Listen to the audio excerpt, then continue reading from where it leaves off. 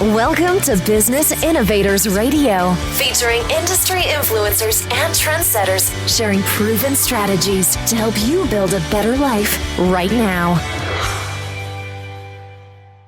Hello and welcome to this episode of our show. This is your host, Keith Doherty. Today our special guest is top real estate agent Paul Lester, one of the founders and original partners of the agency based out of Beverly Hills, California. Paul currently ranks among the Wall Street Journal's 2015 top 150 real estate professionals in the United States. He and his properties have been featured in the Wall Street Journal, New York Times, LA Times, and on national TV networks. As one of the founding partners of the agency in Beverly Hills, California, he is known for his unique approach to collaborative branding, marketing, and unparalleled client relationships that he shares with his longtime business partner, Aileen Comora. Known as a secret agent, he serves some of the world's most influential leaders in their professions with discretion and anonymity. All right, with all that said, Paul, welcome to the show. Well, I'm glad to be here. Thank you for having me. Yeah, and thank you for taking the time. If we could start for our listeners, what led you into real estate? Was it something that you always knew you wanted to do, or did you maybe stumble into it? Well, that's an interesting question. I would say that I led myself into real estate. My entire career, if you will, on this planet has been organic. I have a very different background than a lot of real estate agents today, but that's not to say that some of the things that I've learned and been a part of in my career before being a realtor can't be applied to other people that are also real estate agents now. And I think of it this way. In fact, my definition of myself is I'm not a realtor. I'm actually more of a brand ambassador, if you will, and I can go into that at more length later on when we talk a little bit about the agency, which I'm a part of now and the founding partner of. But I was originally a dancer. I came from a dance background.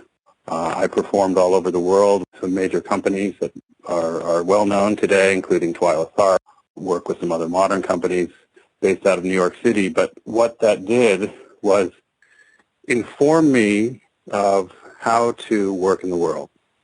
And I think one of the most important things about being in real estate is your ability to, I call it the 4 C's, have commitment, have consistency, be able to collaborate, and very much so be able to communicate well. And having come from the dance background that I came from, which allowed me to see the world, perform all over, articulate, make people happy, those are all things I brought to the table to be a realtor. And so when you ask, me, what led me to real estate? Well, it's really my organic career, I think, as a performer. And then I was given a great opportunity moving from New York City at a certain point to Los Angeles to work with one of the best real estate agents at that time, Roseanne Howard. She was the head of the Beverly Hills board and at Sotheby's. And in the time that I started in real estate, which was not that long ago for some people and long for, I guess, people who are just starting in the business, it was about 15 years ago now. My career was very much with a small group of people, the boutique agency. I was lucky to have very hands-on teaching, mentoring, which I think is a really important thing for everybody that is a real estate agent and wants to be a better real estate agent, continually being mentored. And that's when my career started. I was very lucky to always have had an interest in architectural work, which came out of my actual performing as a dancer, structure of the body, the structure of the house. All of that interested me. So coming to Los Angeles and entering into the real estate world the way I did was appealing because it spoke to, if you will, all of the things that I was interested in the world. Architecture, the difference in styles, so much part of Los Angeles architecture, and dealing with people, and, if you will, performing. So in some ways it was integral and organic that I became, if you will, the real estate agent or that brand ambassador that I think of it as now. So there's a short and a long answer to your question. That's great. I think we've had a lot of different backgrounds, like you said, and as we were talking a little bit earlier, that you said your story was definitely a different one as you got involved in. I can say you're the first of our almost 100 interviews to this point. I've never had anybody said they've been a professional dancer that's become a realtor. A lot of teachers, that seems to be the predominant thing, but that's definitely a whole unique perspective that you bring to the table. Listen, I feel very lucky to have had that in my background, and I guess one of the points I was trying to make there is that perhaps other agents who are listening to this or people that are wondering about real estate don't have to have it as a background to have gone to where I've gone now in my career, which is I'm lucky to be very successful at this. But I think, or the point that I'm making is that in real estate, one of the most important things one can do as a realtor is to inform the realty with your life and your life passions, which may also be real estate, but more than likely you've got 10 other things or 5 other things that you do in your life that are make up who you are. And I think very often in all businesses, we tend to compartmentalize what we do and then who we are as something separate.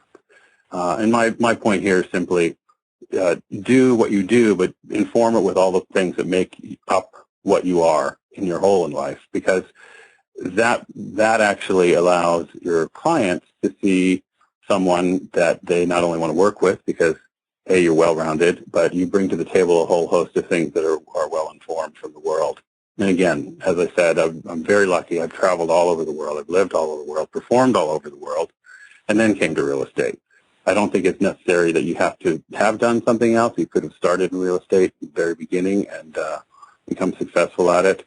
But I do think that you could use this as an example as use the other parts of your life, own that stuff, if you will, and show it to your clients, because they like to know that you are as interesting as they think they are, or they probably are anyway, and that you're three-dimensional, and that makes more business happen.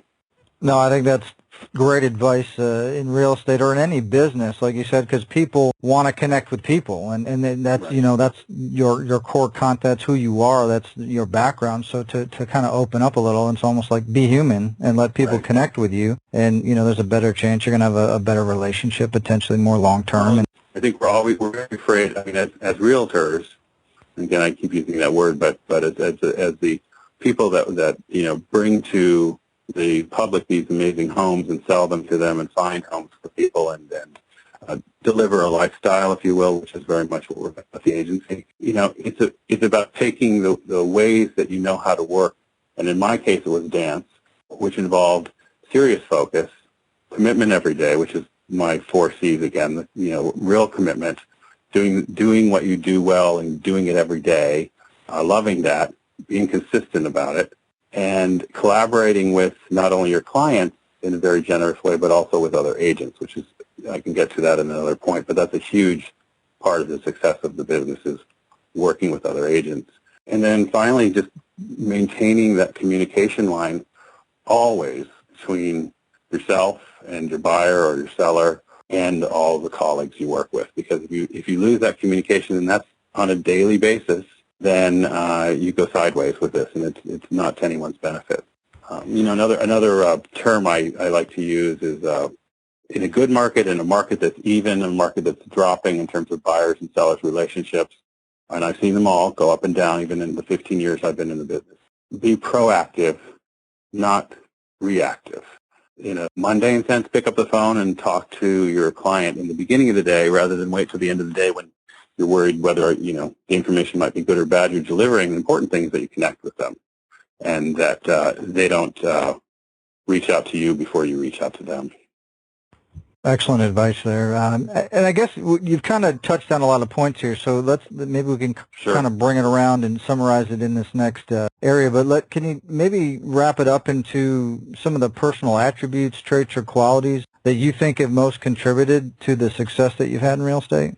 Yeah, I think I think the points that I can attribute to myself that have really given me the success I have now are my ability I'm fortunate to have traveled a lot, that I'm fortunate to have had a really great education through university before I went into real estate, and that was even before I danced, and fortunate enough to have a career in performing arts, which allowed me to, if you will, take all of the experiences of being able to communicate with another person on all sorts of levels, like a performance, if you will, and infuse what I do now in real estate with that authority. I think that's one of the most important things that I've taken from my background is the authority to deliver information to them so that they trust you to be their agent to go further with what they're doing. Because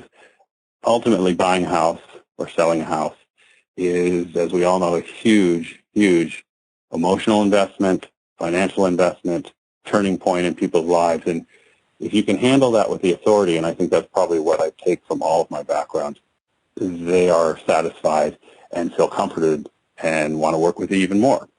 Yeah, I think that's great advice because, like you said, there's so many emotions wrapped in it. Obviously, from a financial standpoint, it's a lot of times one of the biggest investments that people make in their life. So to look to you as the professional, as the authority, they want to be comfortable, like, hey, we're relying on you to kind of get us through this. Exactly. And like you said, you almost become a therapist at times, a financial advisor. Mm-hmm. There's so many different things wrapped into just, like you said, it's not just a realtor, it's all the other things that you bring to the table with that. Well, and if I can just touch on that a little bit, that's one of the reasons why I think the agency exists. It was a vision that two people, Billy Rose and Maurice Umansky, had initially as the initial founding partners of the agency. But in an interesting story, the collaborative effort that we're defining ourselves as the agency, bringing to everybody a certain kind of lifestyle, not just selling the house, but giving a lifestyle to the people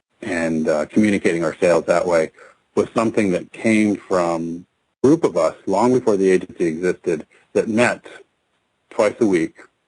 We were agents, successful in our own right, but in 15 different companies, or 20 of us, and we made it a point to meet every 2 weeks to share our information, off record, off books, because we found that the people that were doing the best business and at a certain level that we were all at in Los Angeles, were able to make each other more successful because we shared that information. We had properties that could fit with clients that another agent had, and a lot of good business was done in a way because we were ahead of the game, if you will, in sharing our information in what we called a collaborative effort.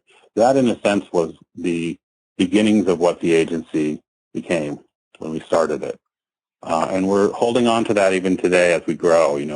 We've gone from 6 partners in the beginning to, now over 200 agents, and opening up offices in various other places as well, which some of that I can talk about, some of that I can't, but we are growing. And the growth, what I'm most proud of in that, which is also goes back to my background, is that we are committed to that collaborative effort. So it's not just that I'm selling the house, but there are 30 other people behind me that are also helping to sell that house, and I'm helping to sell their properties too, or helping the buyer find the property. Because in the end, the more information you share like that, at least we found this to be the case, and it's proven in our financials and our success, the more that you share that information with each other, the more everybody succeeds. So it's less about, which is the old standard, I think, in real estate, is, hey, these are my clients, don't look at my desk. I don't want anybody to see what I'm doing because it might go somewhere else and I can't control it. Well, in this case, it's like, here's my business. Here are the clients I'm looking for. What do you have as product? I have this product. Does anybody have somebody that could fit into this? And you know what? If we need to work together on something, fantastic. Because guess what? It's all more work for everybody, and it's more success. So I know that's a mouthful, but that's a lot of what I'm about right now, and a lot about what the agency is, and I'm connected to it in that way. So.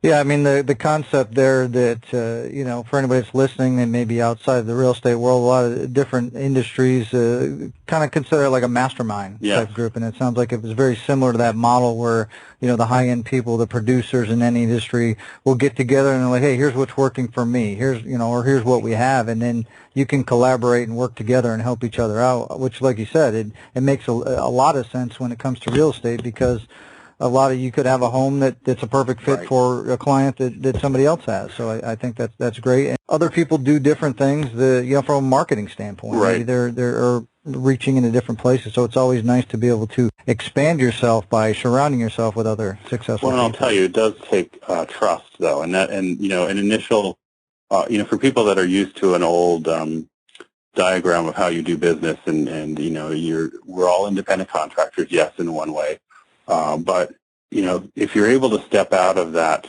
framework of traditional work and step into this kind of collaborative effort, and just have that trust for a moment, it really does work, because you get more business. I mean, I know my business has quadrupled in the last 5 years as the agency started, and it's simply because there's just more to do. Because you're sharing, you have more people to tend to, and more product to deliver, and more houses to represent, and it's also, we're also having fun doing it. So I think that's the last part of that whole formula, if you will, is if you can't have fun doing it, then just don't do it. Because if you're not having fun, then your clients aren't having fun. And not that they have to have a silly time to buy a house, but they'd like to enjoy themselves. And I know that I'm lucky to have clients that are excited to see me when I see them. And it doesn't always have to be a deep friendship, but there's definitely a lot of camaraderie there, and that in itself makes deals happen. People come back to you because they remember you as somebody that was fun to be around and knowledgeable. And Paul, do you think you could give our listeners an example of when these traits have played a role in your path towards success? I know you kind of covered a few things, but maybe give us another example. This may answer it in one way, but it's an interesting story, and I think it goes a long way to how we should all think about working in any business. But when I first started, my mentor at that time, who I was lucky to work with, reminded me that everything that I do in this business, she was talking about real estate, but this is really for all of us, anything that you do at any point in any day will matter in the long run.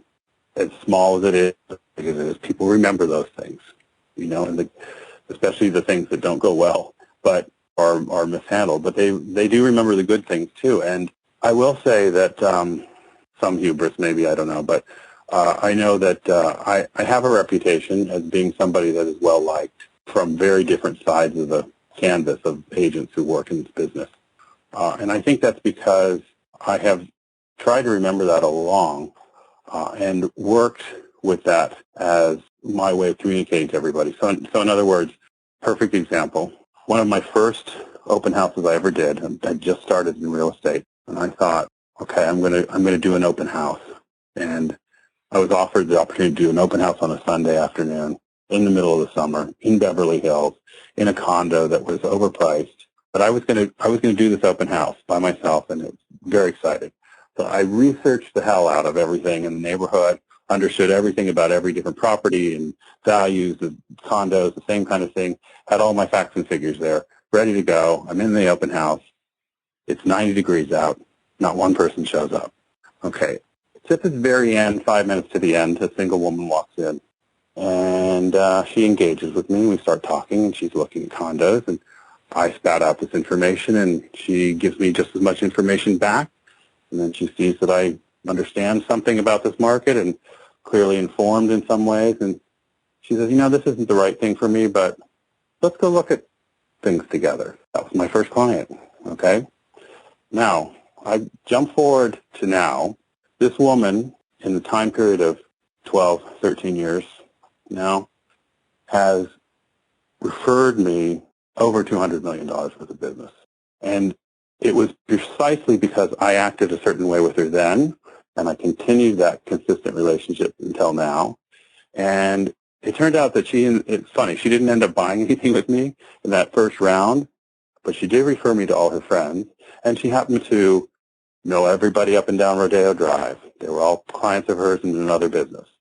So I guess my point to that story is that you always need to be on your game in a great way. You have to show people that you care about the stuff that you do in an honest way, and that you're ready to move forward with them, and never take anything for granted, because you don't know who that person might be and where they will go with you. So I know for myself that my business is solely and most importantly relied on by referrals. And I do advertising, I do media work, and a lot of the stuff the agency does. We do three-dimensional media campaigns, which are amazing.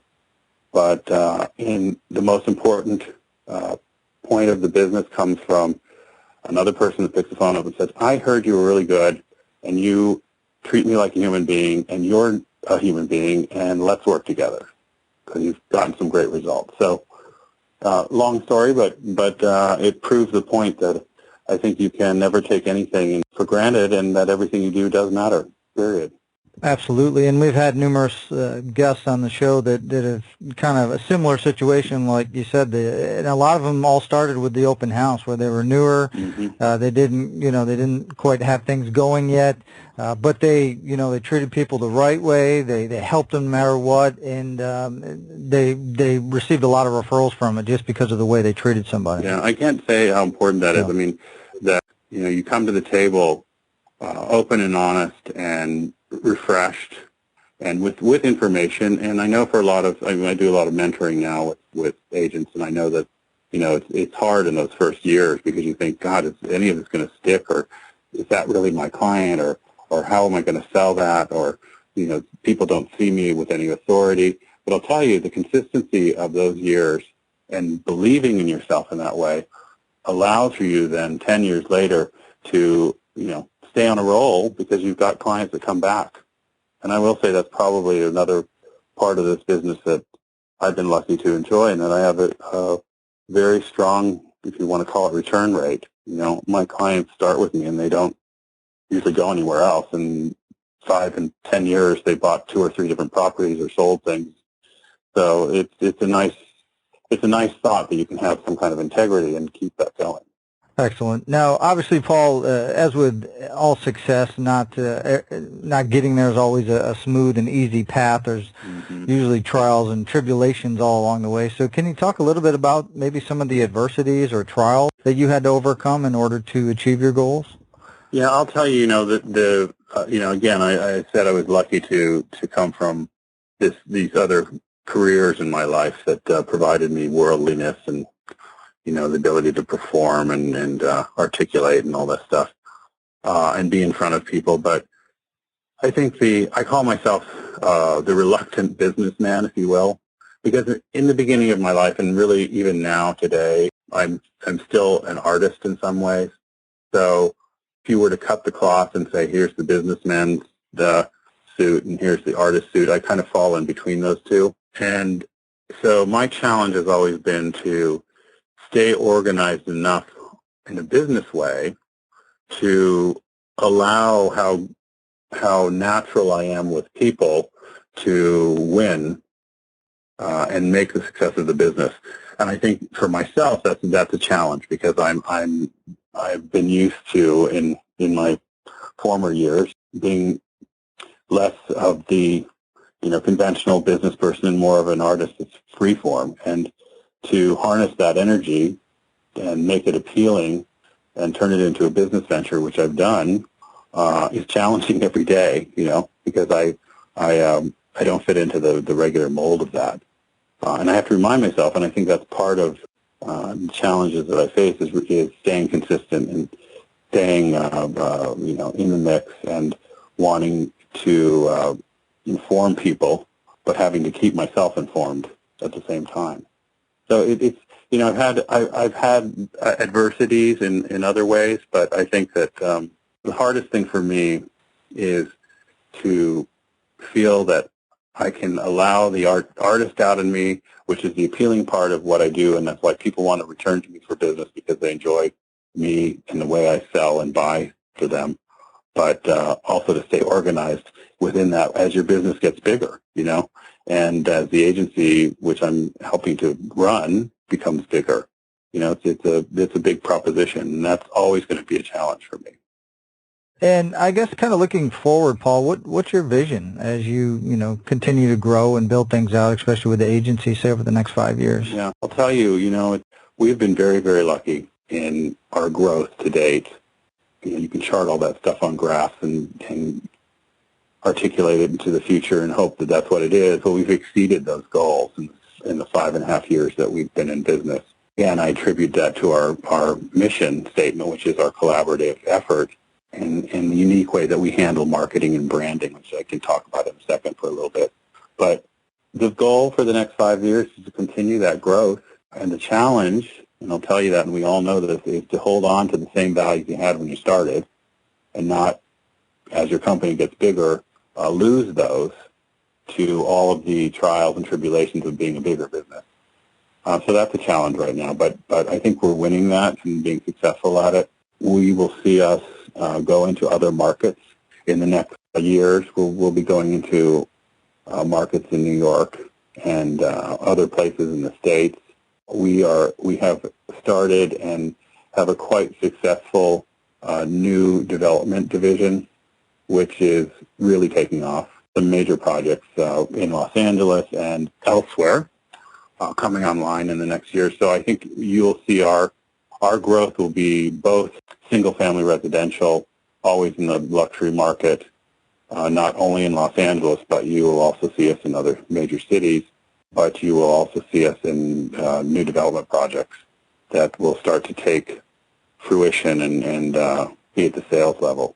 So I think our mark as the agency will be big, continue to grow, and it's very exciting for that, and that's definitely the next 5 years. Excellent. And I guess kind of on top of that, you touched on a few things, but from a general standpoint, what do you feel is the best way that you market yourself as a real estate professional so that you can have that continual growth? Yeah, that's a good question also. It's twofold. One, there's a personal marketing side I think we all like to think we have.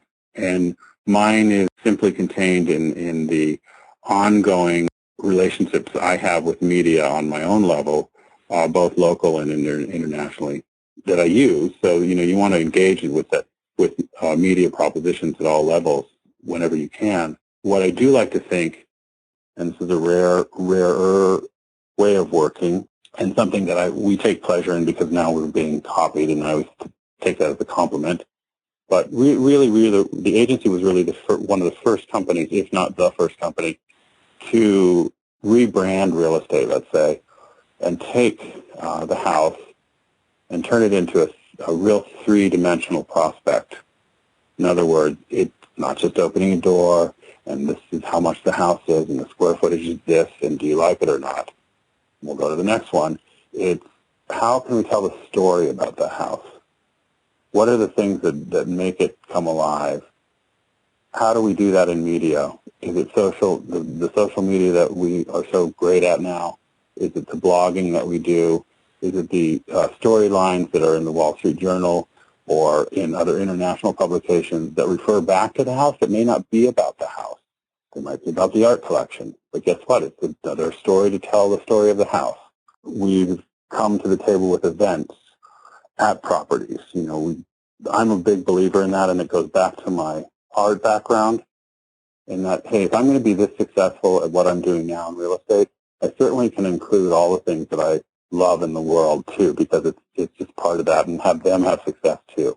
So an example of that is taking a house and, as I said, making it more of a three-dimensional branded lifestyle personality. Take the house, have an event. At the event, not only include a luxury item like a car or, furniture that's from a designer, but allow artwork to be shown on the real artwork to be shown on the walls. Talk about the artist. Have an art opening. Guess what? The people that buy that art can also afford this house. Those kinds of interweaving of different mediums is something that we brought to the table. I think in the beginning, a lot of people are doing it now or trying to do it in certain ways. We've definitely perfected it. Part of what's exciting about maintaining, my presence, the agency presence, if you will, in the market is by constantly reinventing those ways of approaching the sale of a property, because you're giving it life in a lot of different levels, and you're adding all sorts of different kinds of luxury lifestyles in there too. Excellent. And I think, Paul, sometimes that people have misconceptions or myths when they look at agents? And I think you talked a lot about how you kind of go around that with building relationships and really treating people the right way. Right. But I think sometimes still the general public has a misconception. I mean, other guests have mentioned, used car salesmen, Right. the different kind of classifications. So can you talk a little bit about what you think the biggest misconception or myth people have about working with a real estate agent? Yeah, I think that there, for whatever reason, and it's an interesting one for me to answer because I've come from such a worldly background, and but I don't see it other than that way. But I think the misconception is that these guys, these gals, these guys that are in real estate are really not aware of anything. But hey, this might be something that they could do as a business, and I can figure out how to sell a house, and so there's maybe a lower level of respect for the person when somebody's coming to the table for the first time and meeting an agent. I like to dispel that myself, just from my own background and my education and from the things I've done. And I will admit it's fun to be able to open up the eyes of someone who's first working with me to see that, there's a huge three-dimensional person behind all of this stuff that can bring you more success in your search for a house or your sale of a house, because I'm just as informed of the world as you are. And I have a feeling that misconception is there, or this person doesn't know very much, and they're all about making a commission, and they're going to get me my house, but more than likely will be in the way. I could probably do it better. And I think that it's nice to be able to dispel that in my own way, and that's the hurdle I think a lot of people, especially in this world today, who are real estate agents and at the level that I'm working at now, are perceived as being more sophisticated, or you would like them to be perceived as being more sophisticated, and that's the challenge to get over all the time. But I find with the colleagues that I work with, and again, I'm in a luxury market that's very specific and higher end, but I will tell you that the agents I work with operate in that same level of knowledge and sophistication, not just about real estate, but about the world. And I think that's something that can go both ways. The agent needs to be and have knowledge, but it's also nice to be able to dispel the rumor that the agent is as you said, a car salesman, and that's it. And that's just not the case here. Excellent. And let's say you get a call from a family member or a friend, and they're in another state, and they want to sell their home. Obviously, with your experience and your connections, you could probably easily look somebody up or do a referral. But from a general advice standpoint, what would you tell them that's important. to help them select an agent? I do, as I said, I do have a lot of connections and referrals, and I've sold also in New York just through those referrals, New York City and Miami and some other places, because the kind of clientele I have most likely has a house in New York and maybe one in Los Angeles or Miami or overseas. And so the world is small at that level. But to your point, a general answer to that, I think I would start, first I'd say to the person in that town or city, who do you hear about in your realm? Who are the people that you hear that are being talked about in the community of real estate? And if you don't have that, then the next advice I would say is ask the people that you know, that you trust, and you're close to in your community, who they recommend, who they've worked with, who they feel or they've heard about that has some great reputation, and do some research on them. And there's nothing wrong with meeting a couple different people that have come with some kind of recommendation from somebody that you know, not out of the internet, or you could do that too, but I'd rather think of it as through someone you know, and talk to 3 different people, or as many as you want, because ultimately the success for the personal success for someone, I think, is not just the person who sells a lot of houses, but it's the person you get along with in that journey to sell the house. If that doesn't work, then more than likely the successful sale of the home at a good price for you is not going to happen. Excellent advice for everybody. And Paul, obviously based out of the Beverly Hills area. You guys have quite a bit of coverage with the agency. So if somebody's looking for real estate services or an agent, what's the best way they can find out more information about you and how you can help them? Well, it's pretty easy. We have a broad spectrum social media awareness campaign. Our website is about as easy as you can get. It's .agencyre.com. So I just type that in, and you're in the world of the agency. And all of our bios, including myself, and links to our pages are all live within the site of the agency. So I don't have a separate website, but that's precisely because the agency as a whole is looked at as with a certain kind of collaborative spirit, and yet you're able to work with me if that's something that works well for you and the rhythm of how you get along in the world. So that's the easiest way, just to go right on that site. Excellent. Well, obviously, Paul, we want to thank you for taking time out of your schedule to come here today and share all your professional real estate experience with all of our listeners. It's an honor to do so. My pleasure. And if you're listening and you want to learn more about Paul, like you said, you can go to the agencyre.com, and you can actually look him up in the agent section. We'll also make it easier for you if you're listening to this interview. Below this interview, we'll have a link to his website directly to his agent profile on the agency, as well as any other contact information we have, so you can learn more about Paul and see how he can help you. So with that said, everybody, until our next show, have a great day, and we'll talk to you soon. Thanks for listening to Business Innovators Radio. To hear all episodes featuring leading industry influencers and trendsetters, visit us online at businessinnovatorsradio.com today.